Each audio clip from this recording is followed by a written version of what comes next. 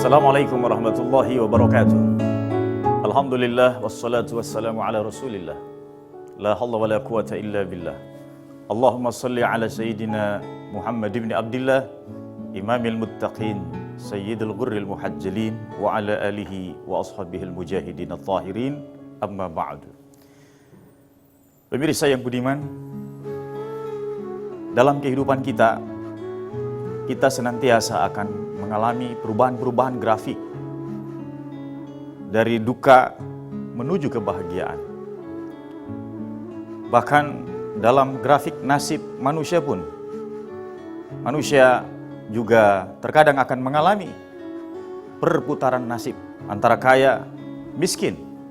Dan ini menentukan keadaan lapangnya seseorang dan keadaan sempitnya seseorang. Melahirkan rasa berupa bahagia dan sengsara. Maka kedua keadaan ini harus senantiasa disikapi dengan tepat oleh seorang mukmin. Karena sikapnya yang akan menentukan derajatnya di sisi Allah Subhanahu wa taala. Maka oleh karena itu kita perlu memahami apa landasan yang tepat bagi setiap rasa yang hadir di dalam jiwa seorang hamba.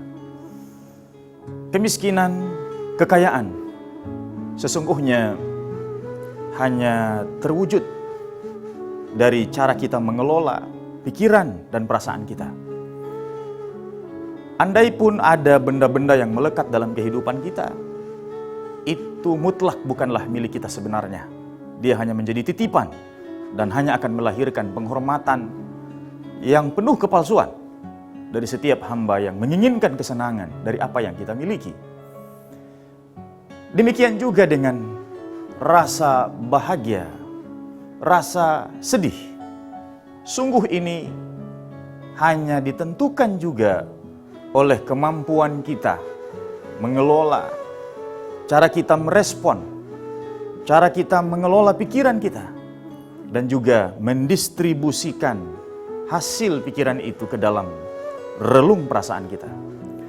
Bahkan ternyata keadaan kita sehat ataupun sakit pun ternyata sangat bergantung pada kemampuan kita mengumpulkan sebanyak apa volume kebahagiaan yang kita hadirkan ke dalam ruang rasa. Maka ini akan mempengaruhi segala macam bentuk hormon yang kita butuhkan untuk kita sehat.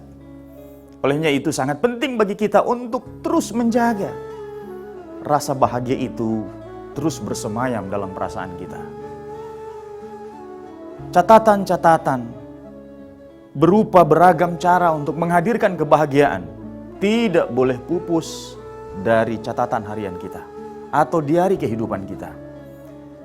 Karena jika rasa ini hilang, maka ini akan menjadi kesengsaraan yang akan mengawali berbagai macam nasib buruk yang akan dialami oleh manusia.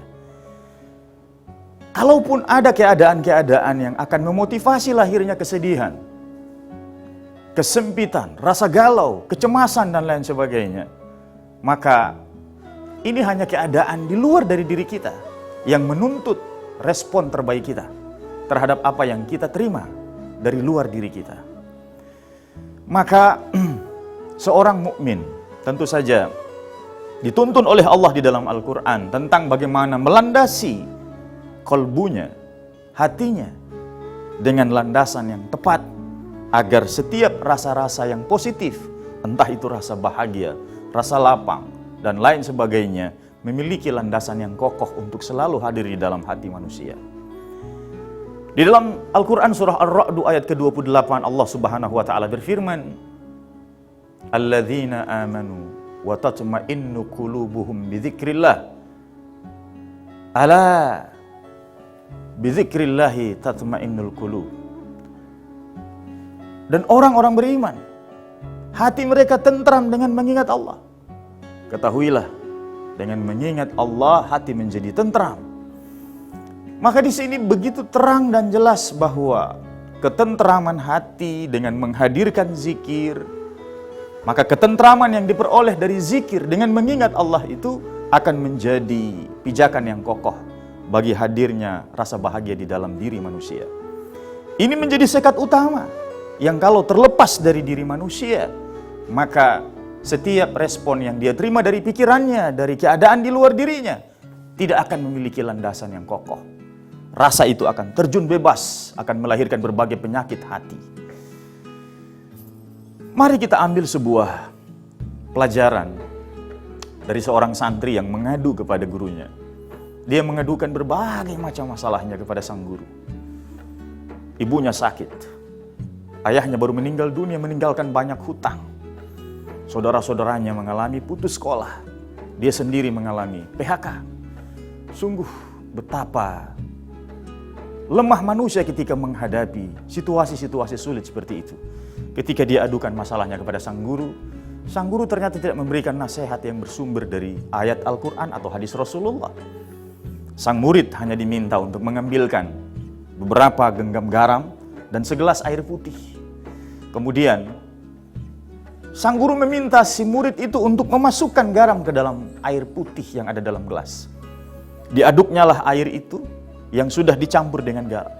Kemudian diminta kepada sang murid, coba kau teguk air yang ada dalam gelas itu. Dia tidak sanggup menghabiskan air itu, bahkan hanya beberapa teguk saja dia letakkan kembali air putih itu. Kenapa? Terlalu asin rasanya. Maka sang guru ini pun meminta agar sisa garam yang ada di tangannya untuk dibawa ke sebuah danau. Berjalanlah mereka ke sebuah telaga yang bening airnya. Kemudian seluruh garam itu diminta sang guru lemparkan semuanya ke danau itu.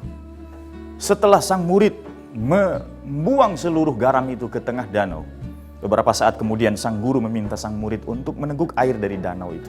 Coba kau ambil beberapa teguk air danau itu, kau rasakan.